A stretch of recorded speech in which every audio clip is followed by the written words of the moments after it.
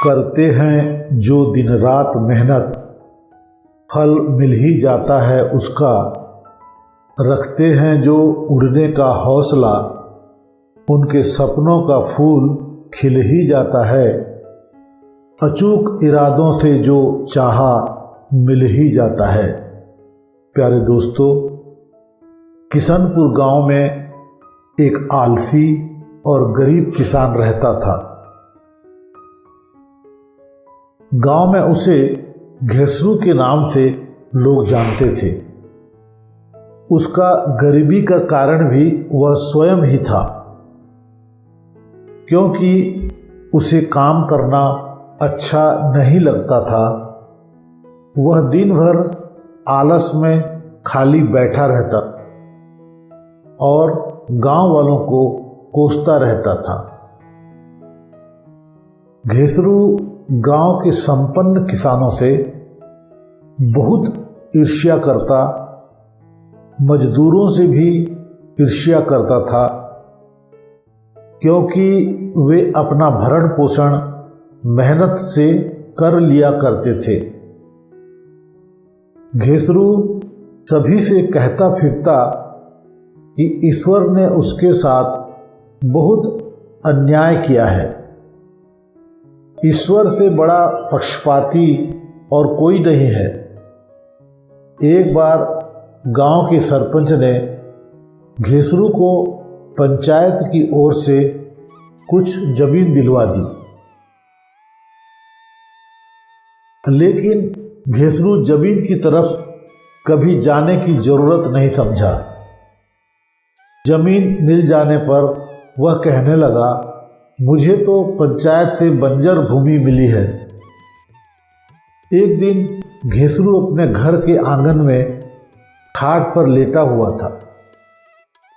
शाम ढल चुकी थी, चारों ओर अंधेरा फैलने लगा था।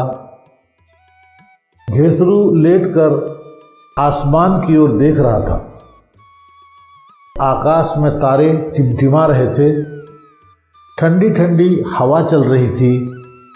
उसे नींद आ गई और वह सपने देखने लगा। सपने में उसे भगवान दिखाई दिए, तो वह भगवान से बोला, आप ही के कारण मैं गरीब हूँ।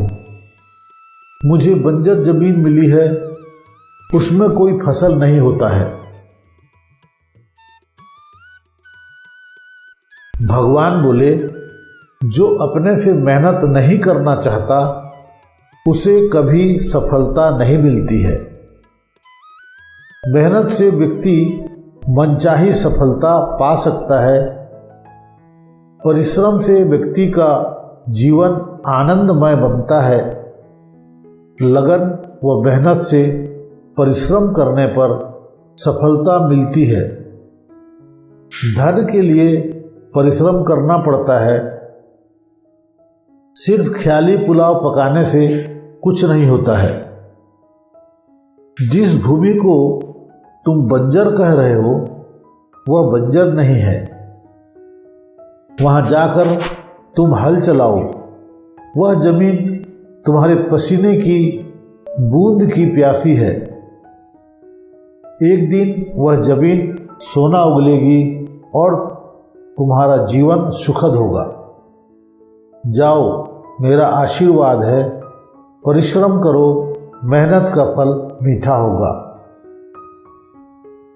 भगवान अंतर्ध्यान हो गए। सवेरा हो चुका था। पंछी चहचहाने लगे थे। घेसरू उठ गया। सपने वाली बात याद करते हुए वह अपनी जमीन पर जा पहुंचा और दिन भर हल चलाया।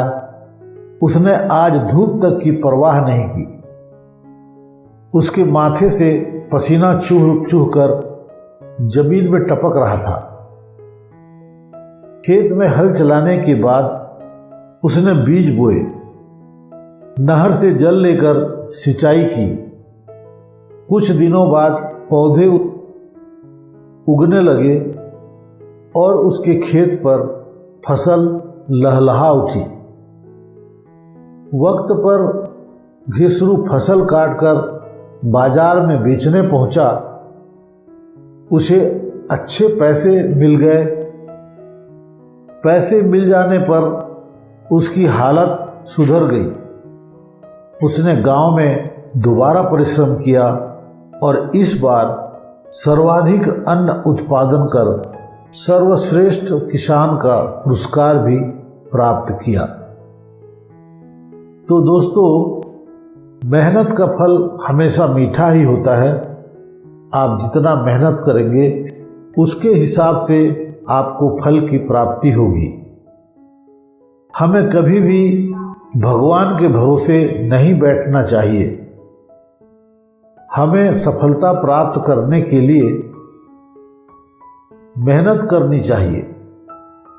भगवान भी उन्हीं की मदद करते हैं जो स्वयं की मदद करते हैं। लगन एवं मेहनत से परिश्रम करके आलस्य को हराया जा सकता है। आपने लक्ष्य को हासिल किया जा सकता है। अपनी क्षमताओं और कौशल को बेहतर किया जा सकता है। मनचाही सफलता प्राप्त किया जा सकता है। प्यारे दोस्तों, उम्मीद करता हूं कहानी आपको पसंद आई होगी। इस तरह के प्रेरणादायक बेहतरीन कहानी के लिए मेरे चैनल को सब्सक्राइब कीजिए। वीडियो को लाइक करते हुए अपने दोस्तों को शेयर कीजिए, बड़ी मेहरबानी होगी। वीडियो में यहाँ तक मेरे साथ बने रहने के लिए दिल से शुक्रिया अदा करता हूँ। आज के लिए बस इतना ही। फिर मिलते हैं एक नई कहानी के साथ नेक्स्ट वीडियो में। तब तक के लिए आप सदा सुखी रहें, आनंद से रहें, सदा मुस्कुराते रहें, अपना और अपनों का ख्याल रखें, अपने स्वास्थ्य पर विशेष ध्यान दें। ईश्वर आपको सलामत रखे।